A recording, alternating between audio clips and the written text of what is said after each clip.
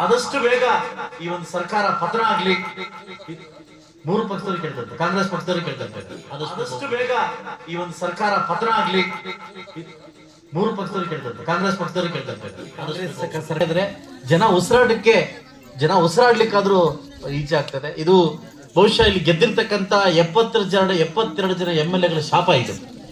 ಈ ಸರ್ಕಾರಕ್ಕೆ ಶಾಪ ಇದು. ಯಾಕೆಂತಂದ್ರೆ ನಾವು ಬದುಕ್ಲಿಕ್ಕೆ ಆಗ್ತಾ ಇಲ್ಲ, ಇವತ್ತು ಜನ ಬದುಕಲಿಕ್ಕೆ ಆಗ್ತಾ ಇಲ್ಲ. ಈ ಪುಕ್ಸಟ್ಟಿ ಗ್ಯಾರಂಟಿ ಕೊಟ್ಟು ಯಾರು ಅವ್ರ ಮನೆಗೆ ಹೋಗಿ ಕೇಳಿಲ್ಲ ನಾವು ಪುಕ್ಸಟ್ಟಿ ಗ್ಯಾರಂಟಿ ಕೊಡಿ ಅಂತ. ಇದರಿಂದ 72 ಜನ MLA ಕೂಡ ನಾವು ಬದುಕಕ್ ಆಗ್ತಾ ಇಲ್ಲ. 224 ಜನ MLA ಬಟ್ ಹೇಳ್ಕೊಳಕ್ ಆಗ್ತಾ ಇಲ್ಲ. ಹೊಸದಾಗಿ ಗೆದ್ದಿರ್ತಕ್ಕ MLA ನಮ್ ನೋವನ್ನ ಯಾರು ಹೇಳ್ಕೊಳಕ್ ಆಗ್ತಾ ಇಲ್ಲ. ಯಾಕಂದ್ರೆ ನಮ್ ಕೈಲಿ ಉಸಿರಾಟ ಮಾಡಕ್ ಆಗ್ತಾ ಬದುಕಕ್ ಆಗ್ತಾ ಇಲ್ಲ. ಅದರಿಂದ ಆದಷ್ಟು ಬೇಗ ಈ ಒಂದು ಸರ್ಕಾರ ಪತನ ಆಗ್ಲಿ.